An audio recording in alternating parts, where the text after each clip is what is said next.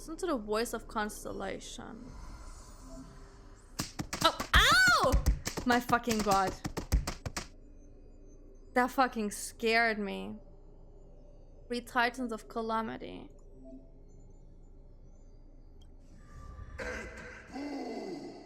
Yeah, that's the Nikador. The one Finon is going after. Let me read this in a hot second. Let me just look where my food is. Okay. Let me just double check if my doorbell is on. Wait, sorry. Okay, my doorbell is on. My food's probably coming in like 10 minutes. Guilty of that one for once? Yeah. Not that one, at least. Okay. Nikador is a titan of strife and competition. According to the mythology of the Croesus heirs, they declared war on the gods and cast the world into endless strife. Okay, so Nikador was the problem, but like, weren't there technically 11, or like if you take out those calamity gods, like 9 other gods? Couldn't they have just like banded together and be like, fuck you, dude? Goodbye? Leave my planet? Like, wouldn't that be a possibility? However, battle also took its toll on the war god, as the divine corpus was corroded by the black tide, and they fell into endless madness. As their rage and ambition were never quelled, their Titankin legion still roams the land, waging war against imaginary enemies. I just wanted to get this down. Nikador is a noble warrior that wears pure white sacred armor. Legend has it that the lance of fury that they wield can raise even the most powerful and prosperous city to the ground. Their bloodthirsty temperament has also made them a god of blood and sacrifice. Warriors gather under them and yearn to follow Nikador into war and achieve an honorable death. The disciple built a fortress known as Castrum Kremnos that brings turmoil and fear to the world, much like their god. Do I remember this wrong? Or did Median, the guy, not say he came from there or something? Something like that. There was once a time when this war god was also a symbol of protection, using extreme violence to extinguish strife and using war to maintain the balance of Amphoreous. Also, let me try something real quick. Wait chat, sorry. Where is that? Here. Give me just a hot second. I wanna see something.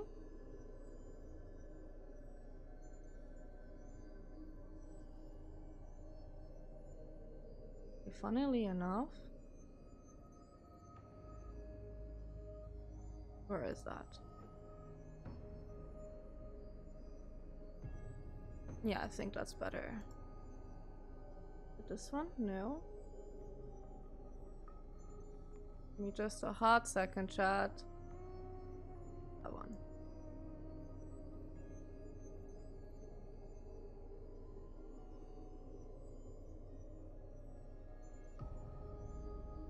This?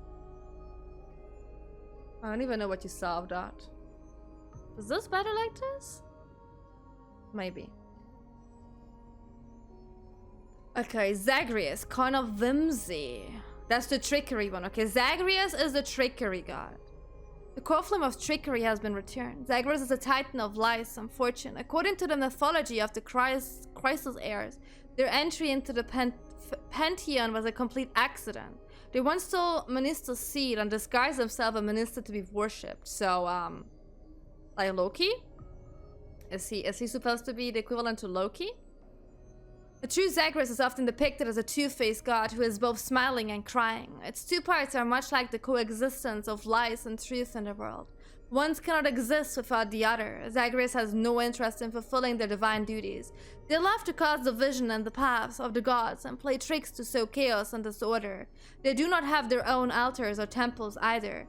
This is because even Zagreus' disciples would not worship such a god. Thus they have become the god of the poor and unremarkable. Legend states that they often appear in barren desert areas to provide people with unpredictable opportunities and change. So he's like the guy from Squid Game. the one in the suburbs? Is that it? If you saw season 2, I think you know exactly which scene I mean.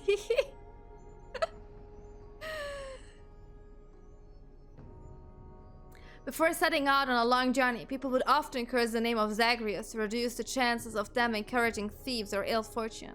They would also offer up prayers in times of suffering in the hopes of everything suddenly turning around. This is precisely the reason that they are tolerated. Nothing is perfect, and no truth remains eternal. Change and carelessness can be fatal, but they can also be a savior in a critical moment.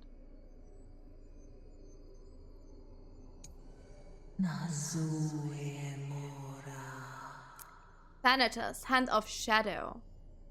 Thanatos is the titan of death and annihilation, and no one knows their true form. For the dead cannot rely legends to the living. So that's Girly Pop's titan? Something C? The girl who nearly killed us. It is said that their touch causes flowers to wither, soul to crack, metal to corrode, and flesh to turn to ashes. Everything shrouded in thick, dark mists and disintegrating into meaningless fragments. Though the Chrysalis heir considers themselves demigods by blood, they cannot escape the inevitable fate of organic death. Oh, is that the reason the other four are not there anymore? Okay, they're like not eternal. Okay.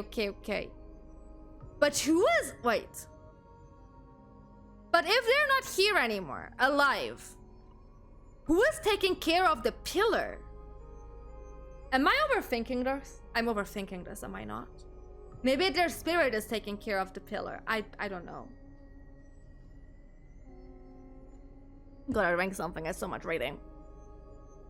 The river of souls seek out death and forms a path to the underworld across barren fields. When war claims too many lives and souls have nowhere to rest, the tides of the river of souls surge onto the land, with Thanatos steering a ship to claim the wealth of the deceased and guide them to the afterlife. They are believed to be second in justice only to Talenton, as they only take the access from the gods without robbing the deceased of the assets they need to reach the afterlife. As night falls upon the world, death and darkness become the rulers of Amphoreous. An unknown black tide rises in great waves, swallowing the mortal realm and shattering the balance between the nether realm and the living world. The wandering spirits and monsters across many battlefields, trapped between life and death, seem to signify that even Thanatos, the keeper of death, is powerless before his force. But wait, if he is the reason that we have like these black tide rises, like, thank you for making me smart. if he is the reason for that, like we had that really long discussion, you remember, with Zenas and the other guy about Icantus or whatever the city name was?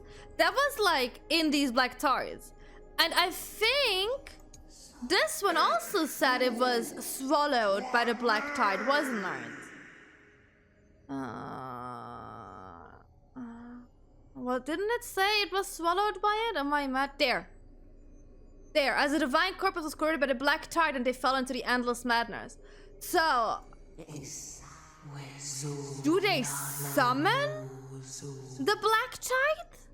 No, an unknown black tide rises. Okay. Wait, sorry, I misunderstood. Thanatos does not know what the fucking black tide is. It just rose and he can't do anything against it. Okay, I see. So he's powerless against the black tide. Okay, I see. Oh, that's my food. Chat, give me a second, let me get my food. Sorry.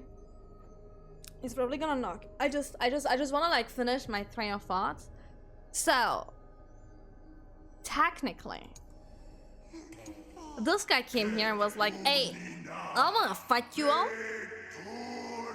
For some reason. Then he became mad because there was a black tide. I guess a calamity. I think we can call it a calamity. And stuff happened. This guy is just there to sow chaos. Like, I don't really know if they actively did something or didn't. I don't know. This guy is just like collecting dead souls. I don't think he did anything wrong. He's just there to collect the dead. Like, nothing, like, you know, like Thanatos in Greek mythology, actually. Like, he didn't do anything wrong. He does not fucking know what the black tide is. For a second, I thought he was the one who made the black tide. But that's not true. I just can't fucking read. That's the problem. Okay, so that's the three that we know. And, oh, this one? Wait. Is that? No. Wait, I'm confused. But that one's glowing. Doesn't that mean that that one's done? Or is this the right one? Is this the right one? Is this the Nicodor one? This is Zagreus. Zagreus is done. Loki. Loki is done. Death is not done because that's our girly pup that we're waiting for right now. Okay, I see. I'm just too fucking dumb to understand what they're telling me. Okay. Is that glowing golden? Wait. Oh, that's also glowing golden. Okay, never mind. Okay. Foundation. Those were the first three. Those were the ones that made the law, the time, and the space. Oh, wait. Sorry, my food. Okay, my food is here, but let's finish this because we can't just like stop midway through. Okay.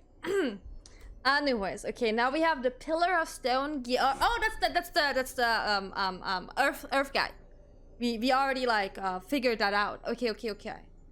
The core flame of Earth has been returned. Oh wait, is it saying for the other one too? Oh, I'm just a fucking idiot. Okay.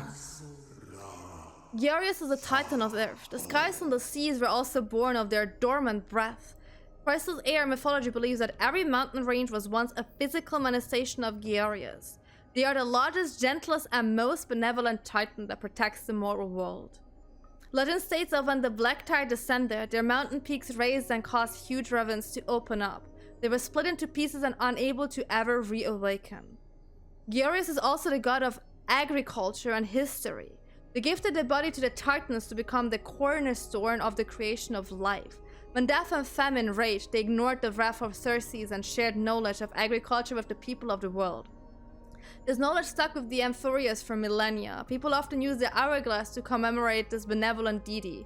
Not wishing for any kind of compensation, Gearius has always been silent in the face of the praise of mortals. The mountain dwellers and dromuses of Amphoreous are all creations of Gearius. The clumsy titan never quite grasped the finer points of creation and always made their creations far too big. However, at the same time, their creation also observed Gearius' natural disposition to become tacit and kind. If there were anything that could send such a titan into a rage, it would be foolish actions such as damaging the earth or crops. Okay, he seems like a good guy. And he's also already done. Now we have Fagosa. The core flame of ocean has already been returned. Okay. And they weren't the one for time, space, and law, they were the other one. Never mind. Fagosa is a titan that controls ocean and storms, as well as the master of honeybrew and banquets. They are capable of freely moving bodies of water across any part of Amphoreous as they please. According to mythology, they are a capricious? I guess? And pleasure-obsessed god that sees the ocean as a place of alcoholic revelry. Oh, is that the reason why that one study hall said if you drink, you're closer to the gods? Is that it?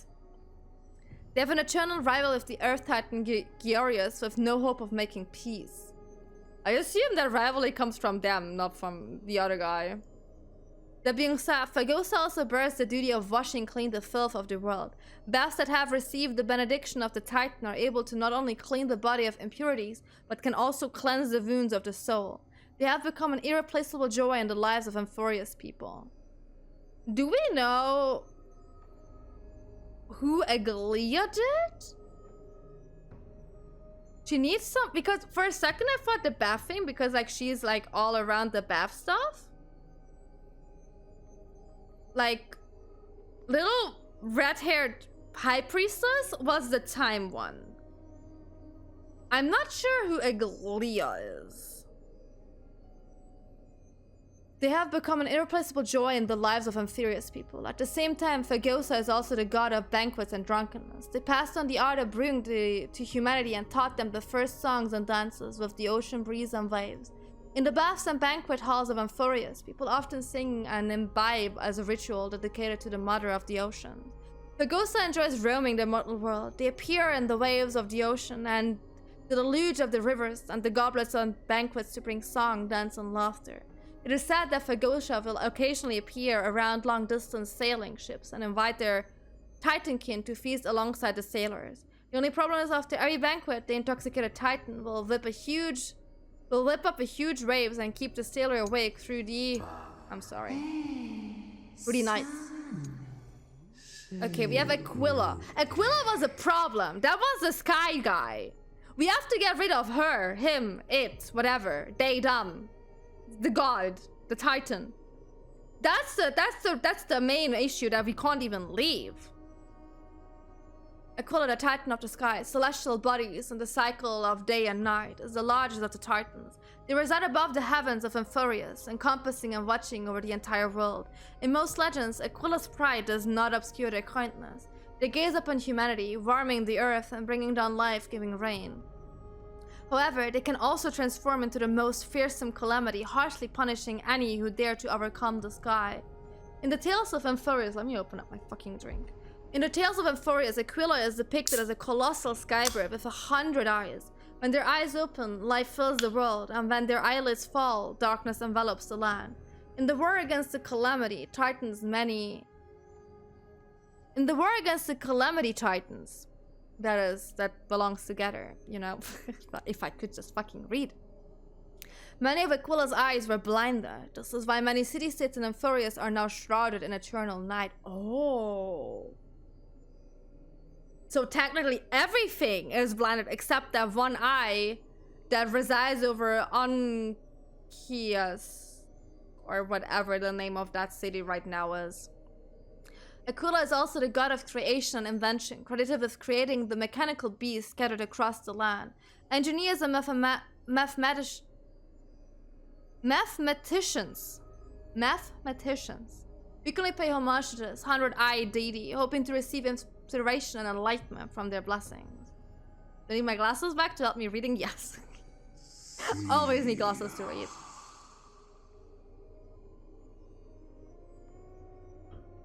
Caelynx. Oh, we also heard a lot about that one. The elf twilight would be good for vampires. God. Caelynx is the Thank you. Thank you. Caelynx is the omniscient, omnipotent god of original creation that holds up the skies.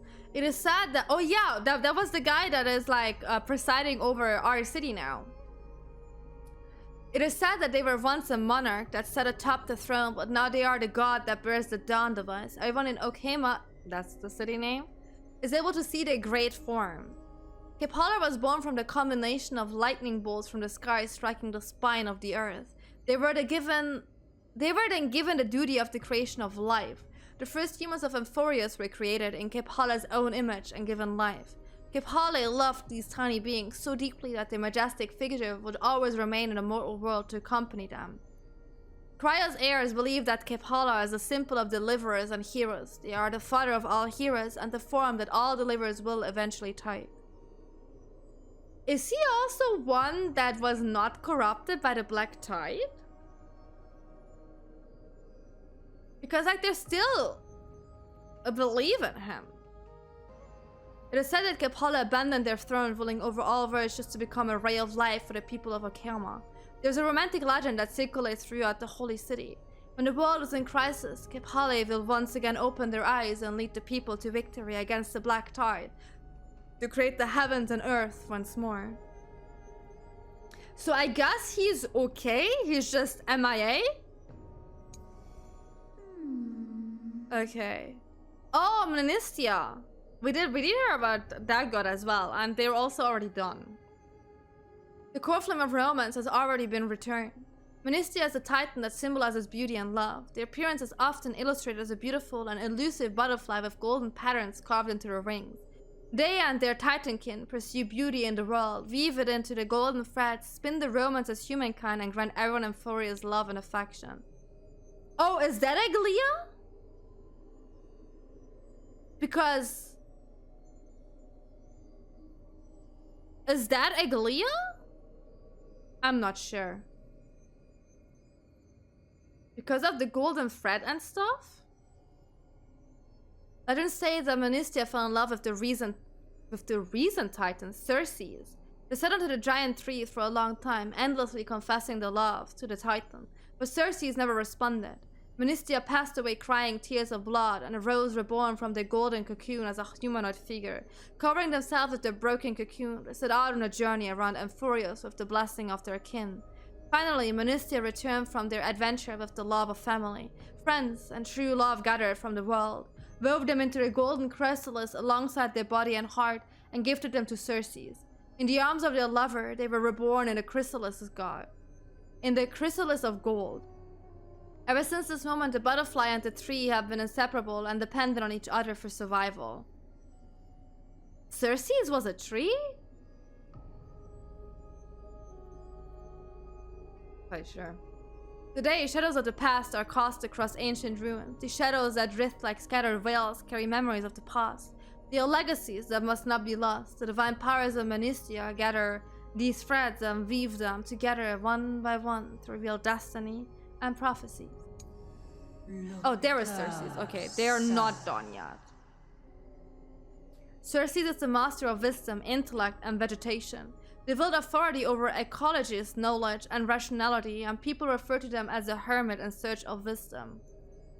Nature is Circes' courtyard and also their library. They allow people to study and rest there and convey their knowledge to the ignorant tirelessly and generously. It is under their gardens that civilization and cities began in Amphoreous. Circes graces the world in the form of a grand and holy tree. Okay, so the god of romance fell in love with a tree? I mean, I guess to each their own? But then they also died because the tree obviously couldn't fucking talk? And couldn't say I love you back? Oh no, man. Oh no. Oh my god, Ursula. They beyond any gender. They are a titan. They are mighty godly beings. They don't have a gender.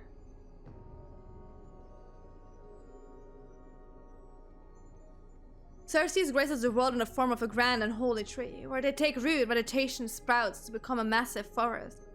And here, scholars walk by their side, enlightened in reason and thinking and debate, creating court in search of a new learning. They also gifted a seed to Caelynx, allowing it to become the garden of wisdom, and allowing scholars to seek the Titan's wisdom even if they stand far from the holy tree.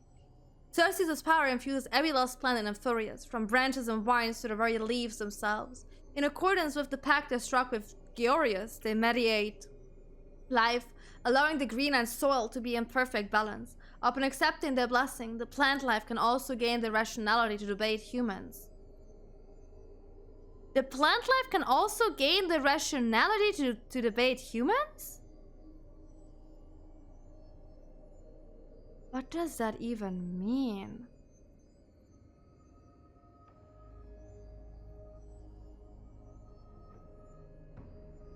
This wants people to remain humble, for the truly wise might be the quiet ones around you.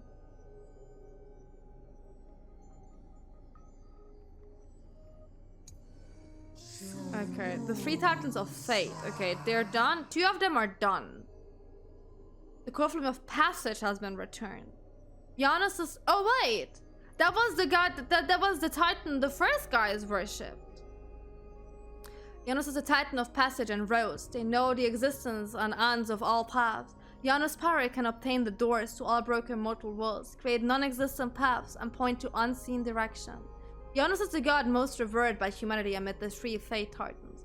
Compared to the shapeless Talenton and the silent Oronyx, they are more willing to guide humans. They are also the first god that woke from chaos and myths. They created roads and connected cities. The passage that Janus rules over are not just doors humans traverse through, but also the path that connects destiny.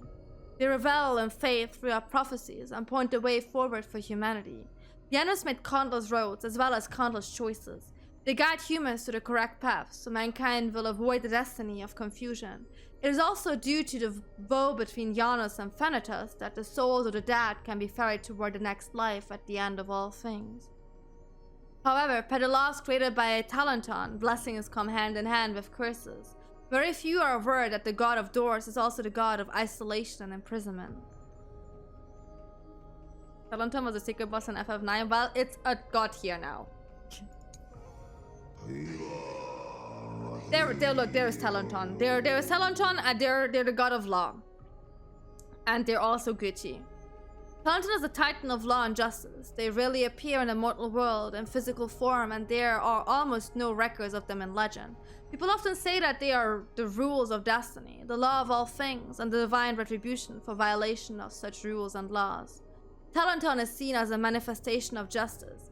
They uphold the taboos and boundaries of Amphoreous and lay down logic and laws for all things. They create balance coins to ensure that all transactions are equivalent exchange. They maintain the balance of the world. Any action that would damage these laws will be subject to retribution. Just as a scale that never tilts, all things must be free of access. If one wishes to obtain, they must first lose. If we wish to receive the benediction of this titan, you must pay a cost. Some people even end up being transformed into terrifying monsters. For this reason, the gods often view them as the mediator of strife. When a dispute between titans cannot be resolved, only the judgment is able to satisfy their skin. Talonton has bound Amphoreous with strict laws, and themselves with an equivalent strict vote to never allow for favoritism or injustice. They and their disciples act according to this vow, sentencing those who break their vows or violate boundaries to punishment, even if the subject of this judgment is another titan.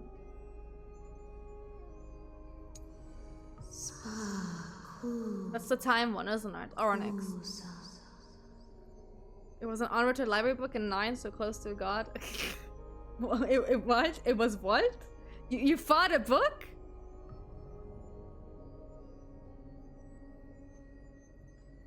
Onyx is the titan of time and night. Before the first dawn created by Aquilia, the world was caged in the purest darkness. When the borders in day and night were separated, the young Onyx jolted awake from the newborn concept of time, heading towards the outer reaches of Amphoreous alone. They did materialize as the Evernight Veil, and henceforth remained afar from humanity, quietly spending their time managing the fabric of time. In the mist told by the Chrysalis heirs, Onyx is the most secretive titan, akin to the bottomless darkness itself. Artists are thus entraced by the titan, because the scintillating dots of light in a night sky can awaken one's desire to understand a place within themselves. As a titan with mastery over time, Onyx supports all the past, present, and future of this world, allowing for the circulation of all things. They also collect many eroded memories to prevent them from being forgotten.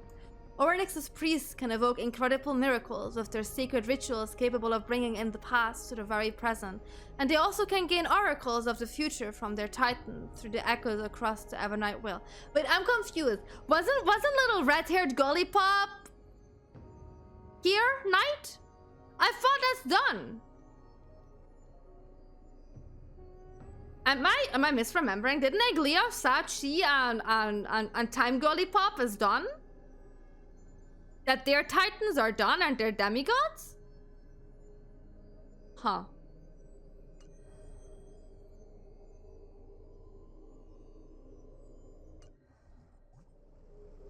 As the echoes of the constellation fall silent, the next sound to meet your ear is waves? Titans murmurs. Oh, so the sounds we hear constantly are the freaking titans? The unfamiliar call carries a longing to take your soul's essence into the pool.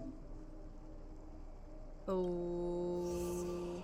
Oh, God. Okay, I see. It's another clocky tower. I see.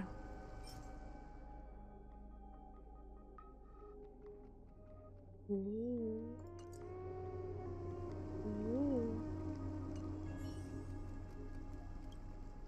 The world returns to its serene state. How curious. It appears that you just have to bring Celestial Ambrosia back here next time to get something nice.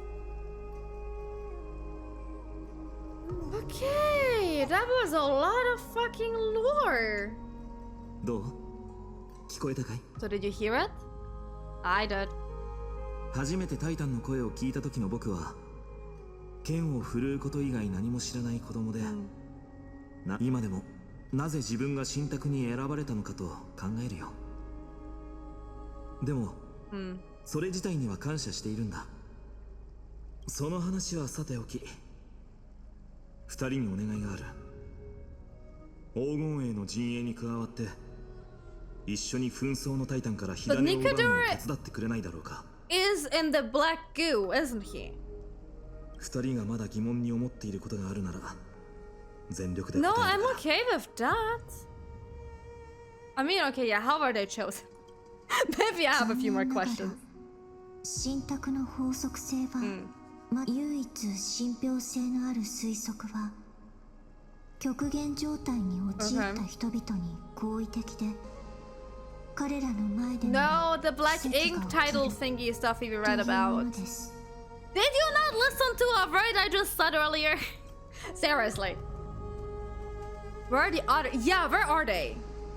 1000年前に最初の黄金衛が誕生したと言われている。それ以来神に選ばれ、やがて黄金戦争が起きた。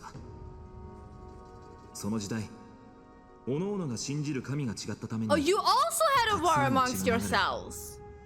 僕が生まれた頃には黄金衛の存在は史実というよりもはや伝説に近かった。もしこの世界 How do you plan to fight the guy? 勇気と決意はすでに揃っているな。トリアン先生がクレムノスの場所を突き止めたら言うまでもないけど天地を揺るがすほどの死闘になるだろうから、 Oh, cool. 君たちも心の準備をしておいた方がいい。 I've got it all figured 険 out. しい道のりになるから強制はしない。でももしここに残ってくれるなら、このエルシオンのファイノン、全力で君たちと黄金衛との仲を取り持つと約束しよう。アグライア様の心を包んだ氷を溶かすのは私も Oh, できる限りの thank こと you. をしてみようと思います。お前が決めてくれ。 Oh, we gotta look. We can't look. We at least have to get rid of Aquilibus or whatever the Titan's name is. The Sky Titan. We at least have to get rid of that one. Let me make the decision. Seriously? こういうことに関してはお前の判断を信じている。 Oh, wow. Okay, thank you. We gotta stay. よかった。 It's not like I can leave やっぱり君たち anyways. はオンパルスの希望だ。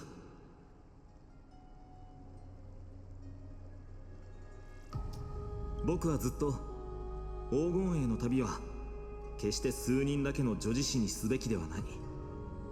盟友になりうるすべての人々と協力しなければならないと信じてきた。特にニカドリーを討ち取ればきっとアグライアもとやかく言わなくなるだろう。ファイノン様、お客人はお疲れのようです。ああ、すまない。興奮しすぎて話が長くなってしまった。 Yeah. どうかゆっくり休んでくれ。二人が元気になった頃にはトリアン先生もクレムノスの情報を持って帰ってきているだろう。波乱万丈の一日だったな。 Yeah. 行こう。ファイノンのおかげでひとまず安心して休めそうだ。 Let's also call it a day there. I kind of feel like we might have forgotten something. Yeah, we gotta take a photo for March. 危うく忘れるところだったな。お前、創世の家臣の絶景を記録しておこう。 Oh, this looks actually really cool though. If you just look at this looks really, really nice.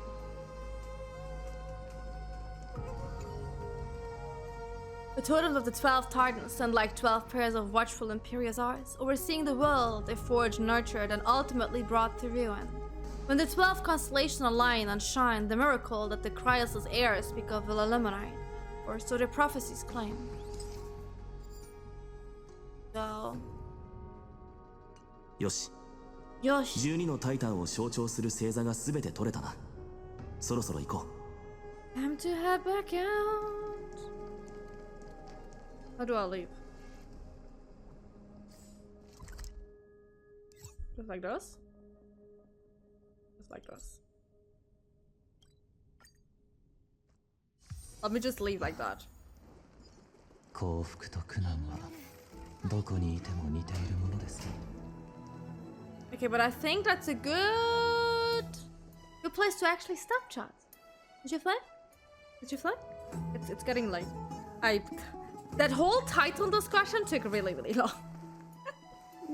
I think this is a good place to stop.